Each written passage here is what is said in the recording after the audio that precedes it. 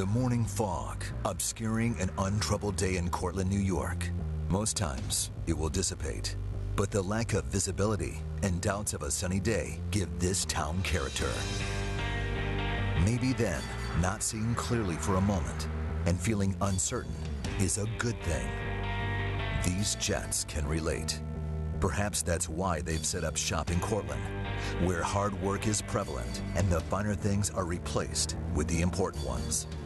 Sometimes you need to break free of what's comfortable. The negativity, that fog which hovered over them, is gone. In its place, no expectations, competition everywhere, and a clean slate. Super Bowls aren't won in training camp, but they aren't lost here either. For this team, each practice and every drill is about becoming a better version of themselves. And as they do, and things become clearer, will it be good enough? Jets Nation Inside Camp starts now.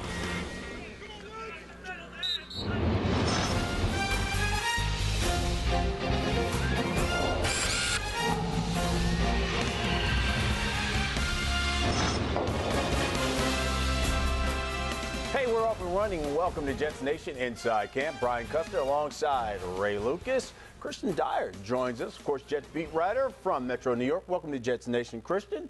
And, of course, Jeanette Coakley, she's going to join us from Cortland. She's got interviews with Mark Sanchez, Geno Smith. And, folks, for over the next hour, we're going to get you caught up on everything that's happened this past week. And let's start, gentlemen, because football is back with the Jets' annual green and white scrimmage. In fact, Rex Ryan said this was the best scrimmage the Jets have had since he's become head coach. Geno Smith got the start with the first team only because it was his day to start. And look at this. Moves the chains, finds Stephen Hill for 10.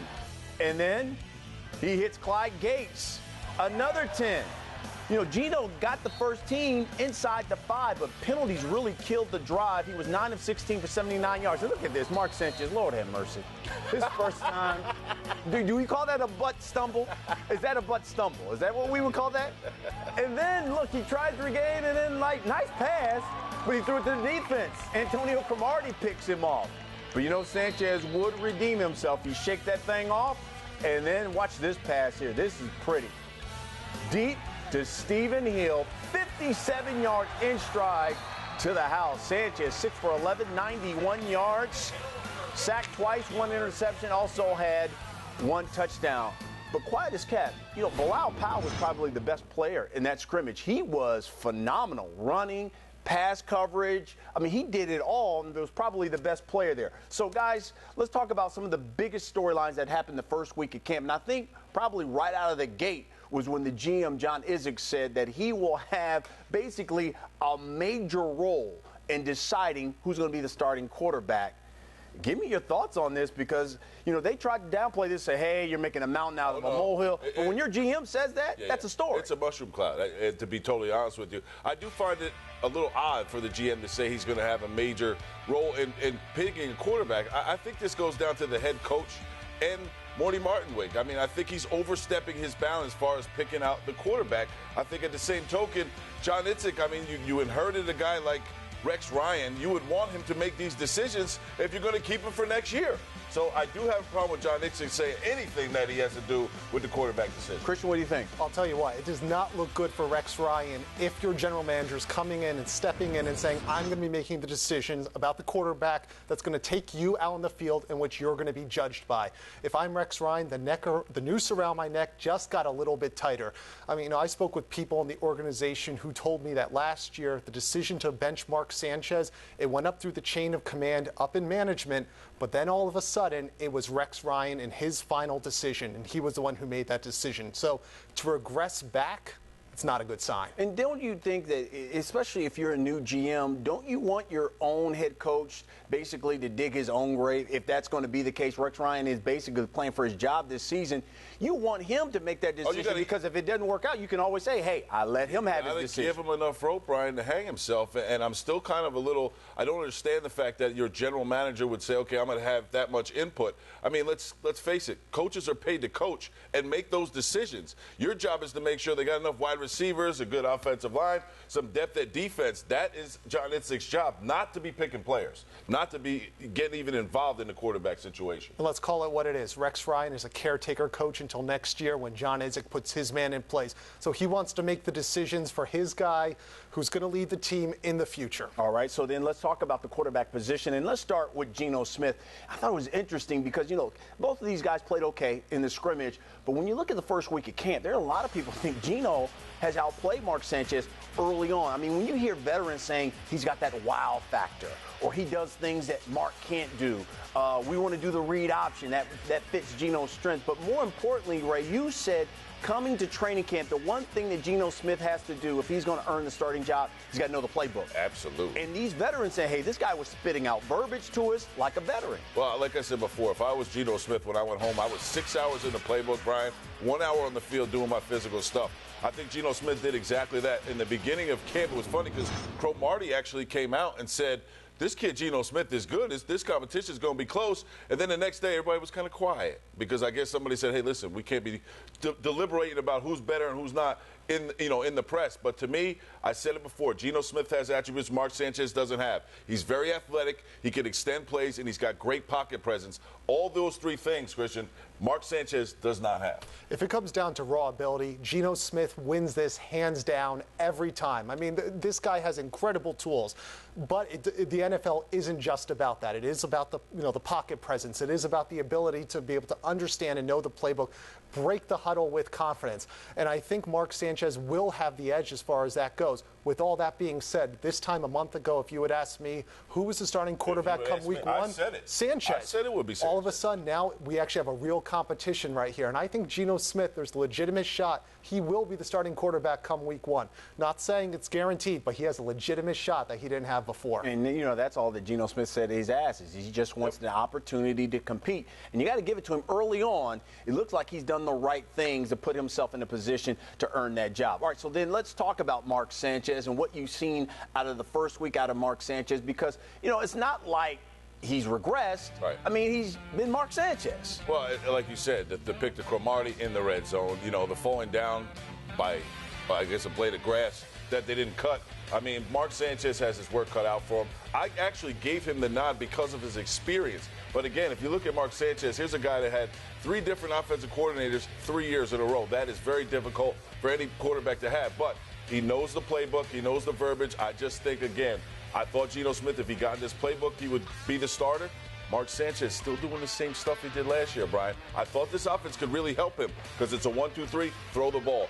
Sanchez's problem, always holding the ball too long in the pocket. I'm not so sure anymore, Kristian. I really don't know. It is early because we'll obviously get a better test than Kristian once the Lions the games and some of these preseason games, I would assume.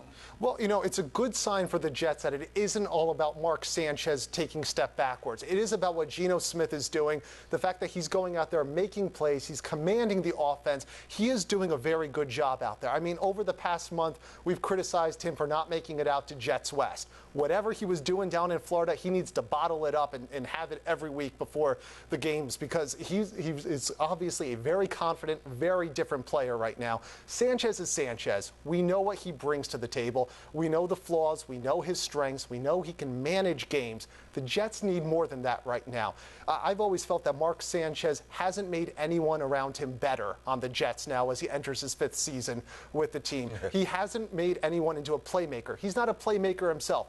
Geno Smith has that wow factor. He can be a playmaker. And that's the key because, you know, you want to see that in Mark Sanchez. You want your quarterback to raise the game of these other guys, like Eli Manning does. He raises the game of his receivers and people like that. But when you see a rookie and veteran say, man, this guy has wow. Oh, the pass he made, you want to make plays for this kid because you see what he's doing. You want to hear that say the same thing from Mark without a doubt. I mean, Mark Sanchez, if you got to, you know, as much as I say he needs greener pastures, and he does, he just needs a fresh start somewhere else. he really hasn't had the playmakers around him. And like Kristian said, the good ones, the great ones in the NFL, make everyone around them better. The free agent drafted tight end, a third-round draft pick for a wide receiver, and I don't see that in Sanchez at all. I don't think he has that capability of doing that. Okay, so then let's go to the other side of the football. Let's go to the defense because first-round pick D. Milliner finally got signed, and I guess just like Darrelle Revis, held out, came into camp late.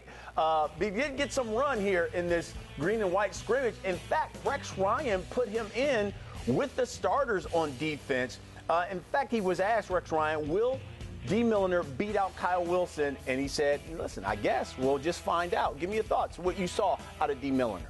Well, what I like about him is he is the prototypical cornerback you want in a 3-4 defense. I mean, he can do that press coverage very well, and I think we need to set the expectations to be reasonable for D. Milliner. He's not the second coming of Darrelle Revis. What he is, he's Kyle Wilson's replacement in many ways, and I think he's a better fit for the defense. I never thought Wilson played with that physicality that you would want to see. Certainly, he's not a #1 pick. He's a jack-of-all-trades type of guy, but I think D. Milliner comes in, he fits that defense well, and by all accounts, he's also a student of the game. Milliner, of course, missed most of the OTA's mini camp because of the shoulder. But he said, anyway. Yeah, he says that, look, he's feeling good now. He's basically now getting into football shape. But I thought it was interesting when you heard some of the veterans from like Cromartie talk about D. Milliner. They said he was patient, doesn't go for too many juke moves, and has long arms. What does that all of that mean? Long arms are quintessential for the prototypical Pro Bowl cornerback. Number one, at the point of attack, if you have long arms and you can put your hand on a wide receiver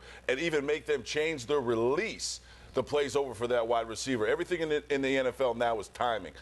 Out routes, comebacks, in cuts. And if you're off your timing, the quarterback has no chance to find you because of that. And Milliner is that kind of guy. Physical, strong at the point of attack, and has the speed to catch up even if he does get beat. I think they drafted D. Milliner not to replace Darrelle Revis or Kyle Wilson. I think they drafted him to be the starting cornerback for the New York Jets. There's no possible way you could ask him to step in the shoes that old number 24 wear as a rookie coming in. But I do think week 1, he will be the starting quarterback opposite Cromartie on the other side. And I do agree with Kristian. Listen, Kyle Wilson is a hybrid kind of guy that can go inside and outside. I think that's where he's fit best. I don't like Kyle Wilson in the red zone at all. He's not effective, and his size hurts him. So I'm looking to see Dean Milliner there week 1, no doubt about it. And I think Kyle Wilson's hurt by the fact that he was taken in the first round. And there are certain expectations when you're a first-round pick. And to be honest with you, he's not a first-round guy. He was a stretch there. He's probably a second, third-round guy. If he was drafted at that point in the draft 4 years ago, the conversation would be different. But Jets fans have certain expectations from a first-round pick. He hasn't lived up to them. All right, take our first break here. When we come back, we're going to go out to Cortland. Janae Coakley, she's sitting down with Mark Sanchez, and I'm sure she's going to ask about his relationship with Geno Smith on and off the field. Plus, a little later in the show, we're going to mic up the head coach, Rex Ryan. Folks, it is must-see TV. It is coming up next. You're watching Jets Nation Inside Camp. I'm Rex Ryan, head coach of the New York Jets, and you're watching Jets Nation.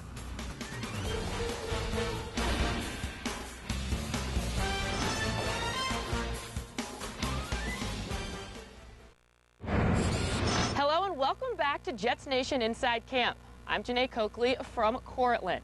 This is Mark Sanchez's 5th training camp, and this camp by far is the most crucial one. His first 2 seasons, he advanced to the AFC title game. His last 2 were filled with interceptions, being benched, and having the 2nd worst passer rating in the league. He's now fighting for his job with rookie Geno Smith. I recently sat down with Sanchez, who is aware of the situation and is embracing the competition. It's New York. Everything's bigger. It's a sensationalized media, and you got to play well, or they want somebody else. So that's just kind of the nature of the beast. You've had the opportunity to hang out with Geno Smith on and off the field. What do you like about him? He's a great competitor. He works hard. He throws the ball really well. He gets it. He understands the position. I think he plays really well. So it's fun. It's competitive, and we're having a good time. And he says that you guys are friends and that he leans on you. Just is that you don't? That's what you would be regardless, correct? I mean, it's normal. I'm a pretty easygoing guy. I'm not a jerk. I'm really not. And it helps you as well, correct? I mean, it's cool. He's very respectful. He, like I said, if he wasn't working hard, if he wasn't doing the things he's supposed to do, and then wanted to come ask a question or something, then it might be different. He'd be like, come on, man, like, you know, figure stuff out and then let's talk. But he's on it. You know, he works hard, he gets it, and, you know, he's fun to be around. There's been so many changes for you in these last 4 years. This offseason, you lost Dustin Keller, Sean Green, guys that have been with you the whole time, your security blankets. How tough is that? You know, it's a bummer seeing those guys go. I love those guys. And as people, as friends, more than anything, and then as teammates, they were such good teammates and they worked so hard. But, you know, we had a great run together, and I think, you know, I just wish those guys the best until we got to play them, you know. Then I hope they're not doing so hot, but they're probably saying the same thing about me. But, you know, that's the nature of this game and this league. I think, you know, a lot of the guys that are stepping up in their place, you know, we got a lot of experience in Kellen Winslow. That running back room is just full of talent, and I think any of those guys can start in different places, and they're all going to get a shot to play, hopefully, in this offense. I think they'll all get their touches and they'll all help us. This is your third offensive coordinator in 3 years. What is Marty Morningweg like? Marty is so passionate about this system, and he has so much experience that you can't help but gravitate towards the guy. And the way he can convey information to all different types of players, people, guys with different backgrounds, and get us all on the same page is pretty remarkable. And he's so confident in what he's doing. You know, he promises the quarterbacks, hey, look, just do what I say. I promise you we'll get the ball down the field, we'll put it in the end zone. So you got to love hearing that from your coordinator, and you love to hear all the stories of when this play worked, why it worked, how it worked, what happened after it worked. You know, it's nice to hear that kind of experience. What's been the hardest challenge for you with this West Coast offense? You know, learning some of the new concepts. Maybe the verbiage is just it takes experience, takes time getting through it. But I feel pretty comfortable with it. The plays really just roll off my tongue, and you know, it feels good. It makes sense to me. I guess just learning a new coordinator is always difficult. When to ask a question, when to stay quiet. You know, how he operates, but that's another thing. It just takes time. It takes, you know, camp practices, and so you know, we'll be operating hopefully pretty smooth when week 1 rolls around. You also got a new quarterbacks coach in David Lee. What have you learned from him? Coach Lee's good. He's tough. He's tough. You know, he'll love you up when you do well, but he's on you tough, man. When you screw something up, when you make a bad throw, or when you make a throw that you know, it's not perfect. It might have worked, but the receiver could have got more yards if he put it out in front, or a foot this way, an inch that way. And he calls you out on everything. Everything. You like that? It's good. It just keeps you in check. It just keeps things right, and you know, he's that's all he knows, and that's good for us. We want to chase perfection and keep working hard and pushing ourselves. You've had 4 very different seasons. The first 2 seasons you go to the AFC Championship game. These last 2 seasons were down years. What can Jets fans expect from you? Headed back on that upward swing. You know, we got to do well and finish up this camp right. I think position ourselves in preseason to feel confident about our offensive system, defensive system, special teams. You know, understand what these coordinators are like. You know, feel these things out, and then come week 1, we need to be ready to roll. And you know, we don't make any lofty promises or anything like that. But the one thing I do know is this team is going to work hard. These coaches will push us. We'll be, you know, the best prepared team and the hardest working team out there. So hopefully that translates to wins and get ourselves back in the playoffs. But you know, hang in there, hang tough, and keep rooting for us. We appreciate your support, and I know it's been a tough couple of years, but we'll be back. Week 1, will you be the starter? That's the plan. Yes, ma'am. No, I have talked to a lot of the players, and some say Sanchez will be starting week 1 because he is more familiar with the West Coast offense, where others say it's going to be Smith. He's been impressive and has the leadership and skill set to start right away. But they all agree that it needs to be decided sooner than later. Coming up, I sit down with Smith, hear what he has to say about the competition when Jets Nation Inside Camp returns. Don't go anywhere.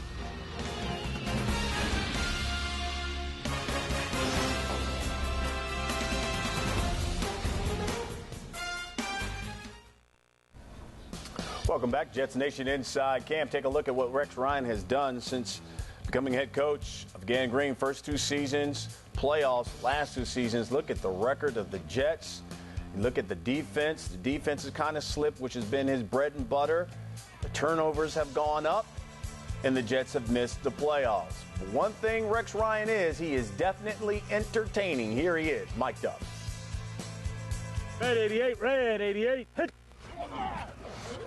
That's it. Get him going, fan that field. I think that the competition for starting positions has never been like this. You know, you always have it's going to be, competition and all that kind of stuff. But for the most part, you pretty well know who's going to be your starters, minus maybe 1 or 2 guys. That's not the case. Try to get some hands on this dude, even if it's here. Even if it's here.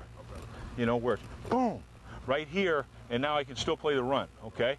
Obviously, I want to make, and we want to make the right decisions for our team at all the positions, but specifically, I never go into a job or I'm going to play this guy because he's probably the best guy for me. No way. He said he's going to lock it. Yeah, I take the wing. It's easy. Scales. How many camps have you been in? 2. 2 camps? Both with the Ravens, yes, sir. Okay, because you can zip it, man. I always sense a loyalty to all my, all the players, and I have a great deal of respect and admiration for anybody that plays this game because, as we say, hey, they're mighty men, man. I mean, there's very few people that can play this game, and at this level, because in that goal line and short yardage, we got to get underneath them and keep our feet rolling, right? Crab them. They're trying to do the same to you because they're going to try to create a new jump line, aren't they? Yeah, more of a hands-on role, I think, in some of the deal where, okay, let me work with this guy, or, even an offensive lineman, whatever it is. If I think I can help, then I'm certainly going to address it. And there's things, moving forward that I'll get more involved in also. Hey, Kyle, work some fist slice and some slice fist, okay? But almost do it from a head-up position. Then then I'm going to overplay the out of it. Yeah, and then as he goes, you end up coming up the field. But if not, then I'll play the shit out of him. Both guys can play, and that's what's so interesting and intriguing about this competition is that it is an open competition, and as we get further along in training camp, we'll see if somebody steps up and distinguishes themselves. There you go, Steven. Out of the way, kid. Good job, Steven. Because, that route ought to always be open. With your speed, that route ought to always be open, right? Good job. Sitting on the thing. Nice job, kid. Beautiful play, isn't it? Yeah, babe. The fact that, he's been here for 5 years and things like that. I think we've probably been through a lot together. Have seen everything, every game together. He's durable. So there's a lot of real good qualities. That's it. Good, Mark. Blue 80. Blue 80. Hey, hit. There you go. Get up, get up, get up, get up. There you go, Sheldon. That's it. But I am excited about it. I'm excited to see these young guys come in. Obviously, they're going to have to step into a much bigger role than they've had in the past. But, I think we'll be ready for it. Hey, you're sick in the dog, but you sweat that out if you can. That's good. Because he had the same. No, I have no idea. But I had the same happen to me. I thought I was going to fall down, pass out. So, yeah, you're good, babe. Every decision is based on 3 things: the team, and the team, and that really is the truth. Okay. All right, we're good. And here we go. Rex Ryan there mic'd up. Of course, Rex Ryan basically has 2 years left on his contract. This year and next year, usually an NFL coach never goes into that last year. Well, what does he have to do, though? What do you think he has to do to get to that last year of a contract? For him to be the head coach next year? Playoffs, which is, to me, not even close for him to do. I don't think they'd have that much talent on this roster yet to get to the playoffs. The uncertainty at quarterback, especially if Geno Smith goes in, he's a rookie. He's going to make rookie mistakes. They're going to have to roll with that. But at the same token, I just think he's the only person in the building that doesn't know the Jets are rebuilding. Well, it says right here in my notes, agree with Ray Lucas on this point. that was, it's playoffs or bust right now for Rex Ryan. I mean, 34-30. in 4 years as Jets head coach. Those playoffs are now a distant memory. This is a new regime with John Idzik in charge. I mean, brand new players, perhaps a brand new quarterback under center. He has to do better, and it's got to be the playoffs. He's got to make the postseason. I don't think there's enough talent for him to do it at this point, but at some point, Rex is going to have to show some sort of improvement on this team. It can't be another 6-10 season. Perhaps 7-9, 8-8. If there's an upswing, I think it's a long shot. What about 7-9? I mean, New England's always going to be New England. Miami's now tough. Miami's got some new toys out there. It looks like Buffalo's going to start a young quarterback in E.J. Manuel. So let's say the Jets do improve over next season and go 7-9. Is that enough for you to keep Rex Ryan? Absolutely not. I mean, if they go 7-9, I'll be impressed. I really don't think they're going to win 4 to 6 games. I mean, if you look at their first 9 games. But at the same token, like we said, I mean, Rex Ryan is coaching for his life.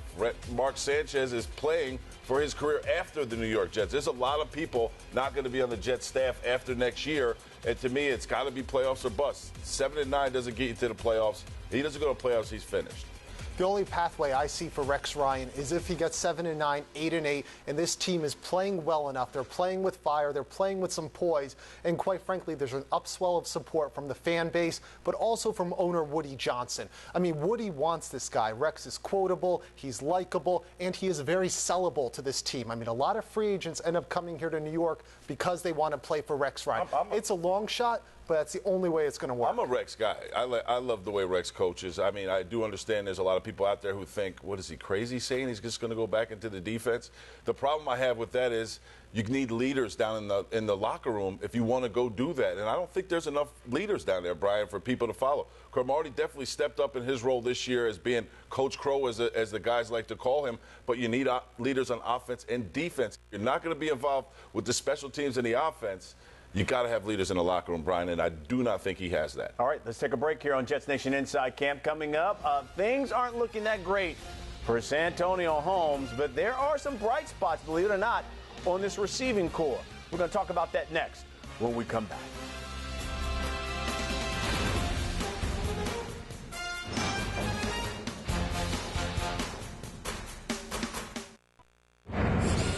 Welcome back to Jets Nation Inside Camp. Guys, let's talk a little bit about the receivers. And that was one of the big critical problem spots for the Jets going into training camp. But they did bring in Braylon Edwards. And so far, I think probably the big one is Santonio Holmes. Started training camp on the PUP list. It looks like he's going to basically start the season on the PUP list as well. Ray, give me your thoughts. Santonio Holmes, do you think he plays half the season? You know what? Even if he does play half the season, I'm not sure how effective he's going to be. I mean, he got hurt, week 4 or 5, Brian. I mean, some people with this plantar fasciitis stuff, we had Clowney in here the other day, said that he was actually running 3 weeks after his injury. Granted, he broke his foot again, but even he said that Santonio Holmes not even running on that foot is a little puzzling. I don't think he's going to be effective. I don't think that foot's healed up if he had to get 2 surgeries. I don't even think the Jets could count on him to contribute in any way. Kristian, what do you think as you sit there and you watch him during training camp and basically ride the bike, it seems like, every day? Well, Brian, you said he may start the season on the PUP list. He might finish the season on the PUP list, too. I mean, this is not encouraging for Santonio Holmes. And if he does come back, he's not going to be effective at all. But at least the good news is some young wide receivers are beginning to step in for the Jets. How polished are they? I don't know. Well, you talked about young wide receivers, so let's start with one of them in Clyde Gates, who we saw, of course, last season. But so far, you know, he's shown some flashes here in training camp, especially in the green and white scrimmage. You saw him make some plays. He's got speed. You want him to be a better route runner. But what are your thoughts on Clyde Gates? In this offense, route running is more important than any kind of speed and any kind of, catch. I mean, if you run your route effectively, you catch the ball, it's run after the catch. And a wide receiver in this offense could go straight to the Pro Bowl, Brian, by catching slant routes all the time. I mean, he only had 16 receptions last year for 224 yards, no TDs. But in this offense, he could be as big as he wants to be or as small as he wants to be. And I think we all saw week 3 last year in that first quarter of that game down in Miami.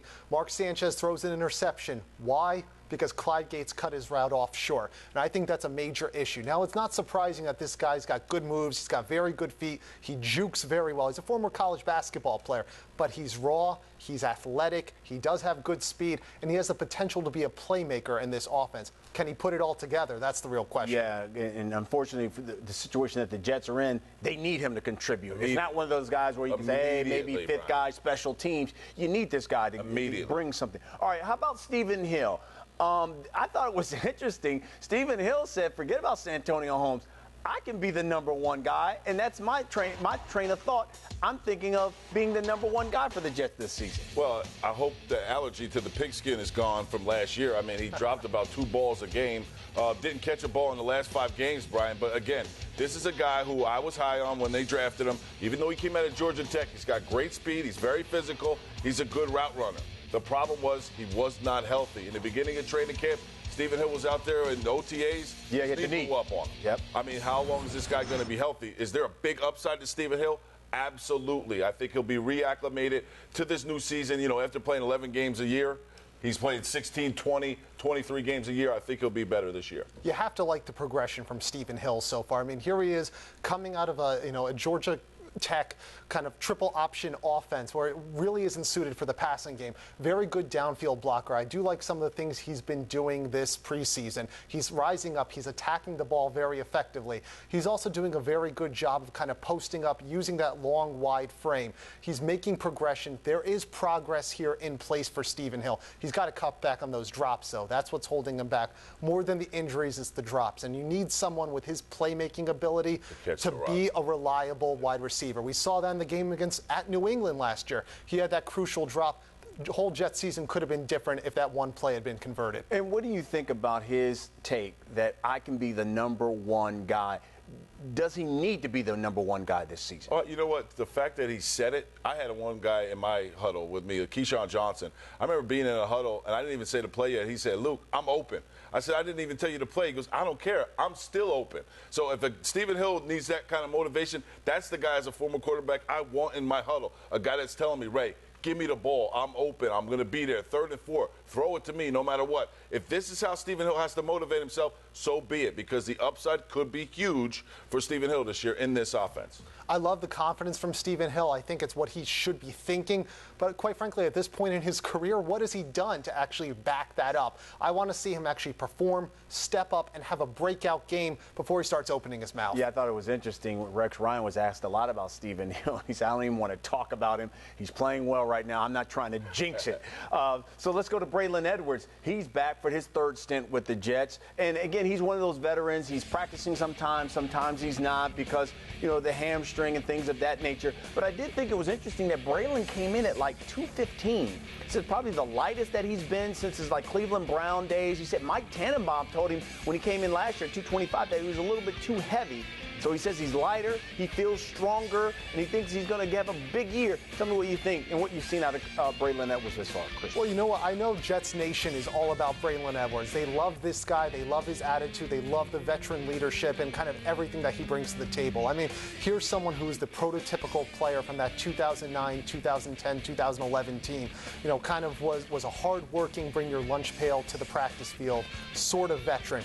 But since he's left the Jets at the end of that 2010 season, 23 catches in 2 stops in San Francisco and Seattle. If you're looking for this guy to be the answer to your receiving core problems, I think the Jets need to start looking somewhere else because Braylon Edwards may be a nice piece to the puzzle. He isn't the answer. I agree. I mean, Braylon had, all I have to say is splash plays. I mean, can this guy still go down into the red zone and be a dominant figure that he was in 2009, 2010, and 2011?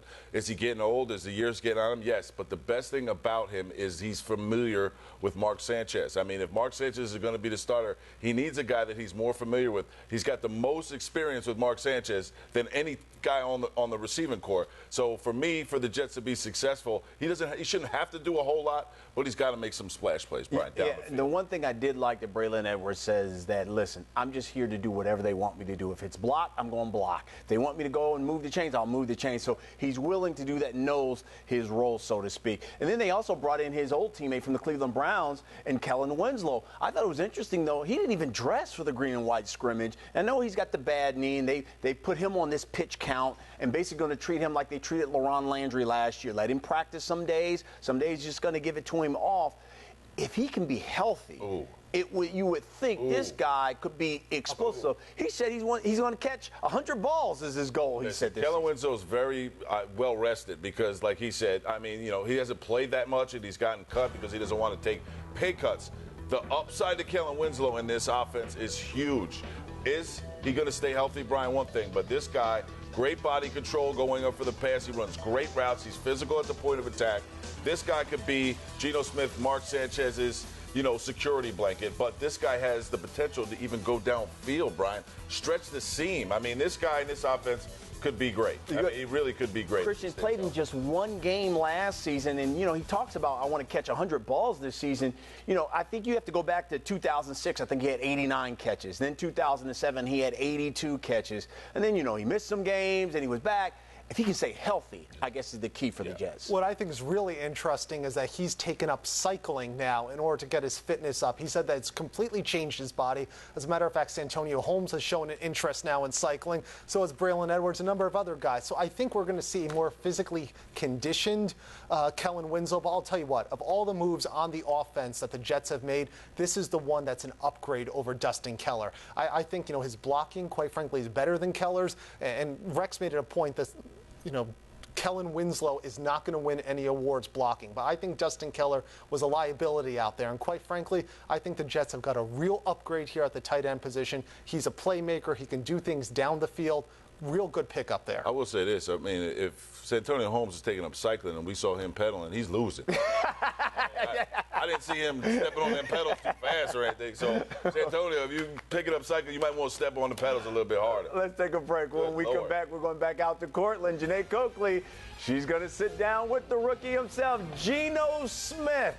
That's next on Jets Nation Inside Camp. Hey, I'm Geno Smith, quarterback of the New York Jets, and you're watching Jets Nation.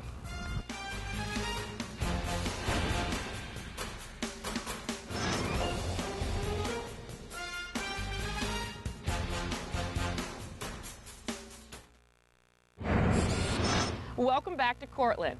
Rookie Geno Smith has been impressive during his first week of camp. New offensive coordinator Marty Mornhinweg said Smith is way ahead of the pace of a normal rookie. Before camp started, Smith said that he wouldn't consider it a failure should he lose the competition to Mark Sanchez, but says he would eventually be a starter in the NFL. I sat down with Smith to see how camp has been. So, Geno, how's camp been so far? Camp's been great. Everyone's out there competing, so it's always good to get some steady competition going on. Guys are flying around, offense and defense. It's been great so far. Is it what you expected? It is. First of all, being in the NFL, it's a faster game. Guys are very alert. They know what they're doing. In order to be successful, it takes a lot of preparation, and it's exactly what I expected. Obviously, the big story of this camp is the quarterback competition between you and Mark Sanchez. Is it really a competition? Oh, yeah. Every single thing is a competition, from Coach Lee's tests to the way we walk in meeting rooms, to the way we study the playbook, to the way we are out here on the field. Every single thing is being evaluated, and every single thing is a competition. And you said that Mark has been very grateful and very helpful to you. Yes. How's that relationship? Me and Mark have a great relationship. The fact that we compete doesn't stop us from being good friends. And Mark's a really cool dude. He's a really good dude, and he's really laid back, and I'm the same way. So we have a lot of things in common. We joke around off the field, but when we're on the field, it's all business. And we encourage each other. If he makes a good pass, I'm there to pat him on the butt, say, hey, good job. Or if he makes a mistake, I'm still encouraging him, and vice versa. So that's something that I think helps the team build, and it helps us get better. You've now been able to work with the first-team offense. Have you noticed a big difference? From a standpoint of the knowledge and experience of the game, it's a huge difference. Usually, second teams are ran by first and second-year players.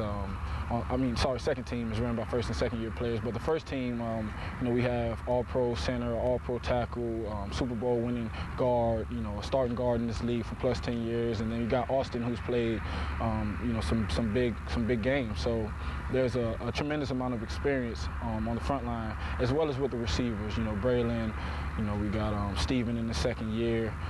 We got Clyde Gates, who's played a ton of football. So everyone's out there.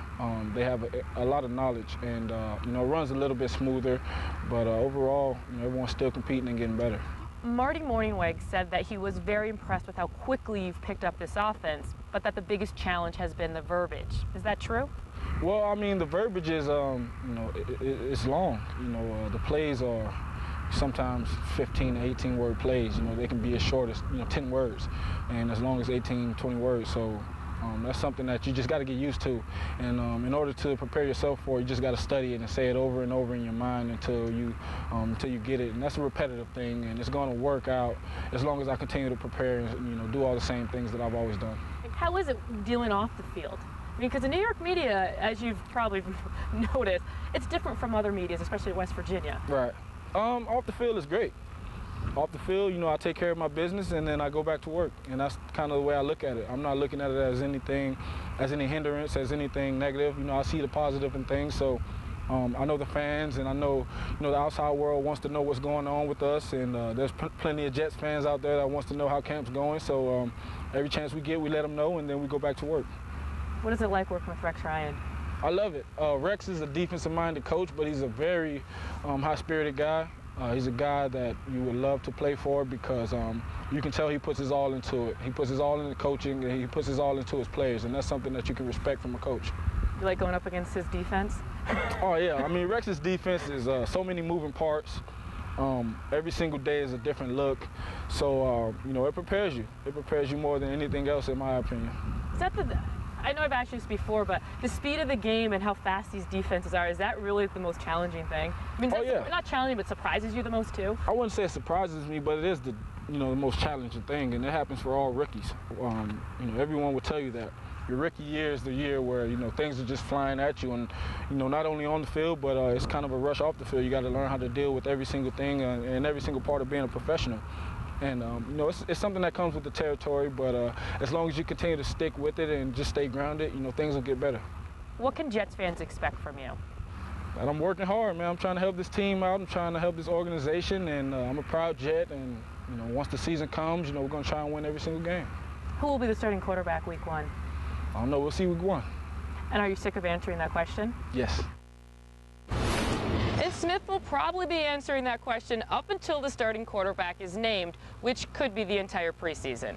Now don't go anywhere because the guys on the desk are coming up to wrap up the show.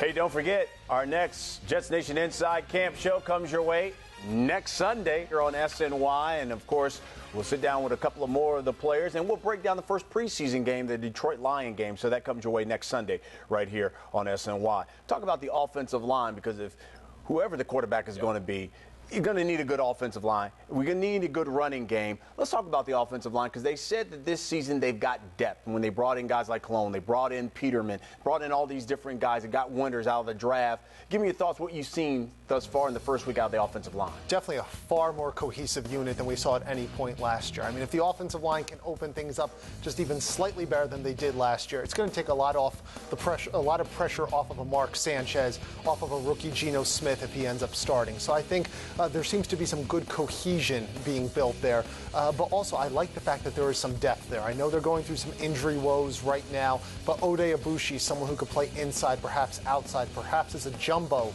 tight end. I think he has that kind of athleticism.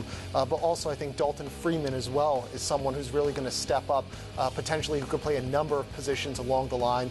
Undrafted rookie free agent out of Clemson, someone to watch to make this roster. That projected offensive line start looks very, very good to me. I thought Austin Howard played excellent, Brian, at the end of the season last year after coming in, during the season.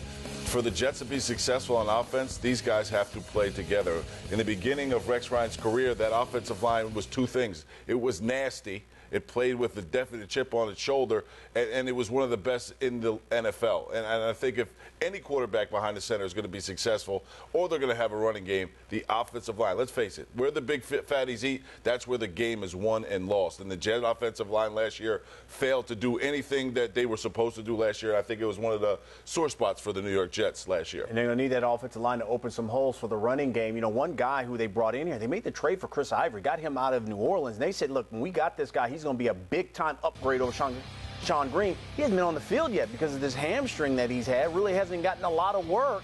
I mean, what are your thoughts here on Ivory? Do you still see him as being the #1 guy once the season starts? Well, to be honest with you, I like Bilal Powell, to be totally fair. If you were talking about a complete player that could go out of the backfield and catch the ball, great on offensive blitz pickup, and could run between the tackles, I really do. Chris Ivory, yes, he kind of reminds me of the running back from the Dallas Cowboys, Barber. He runs real hard, real ferocious, never shies away from contact, but I did a little bit of homework on him. When he was with the New Orleans Saints, he only had 3 catches in 3 years.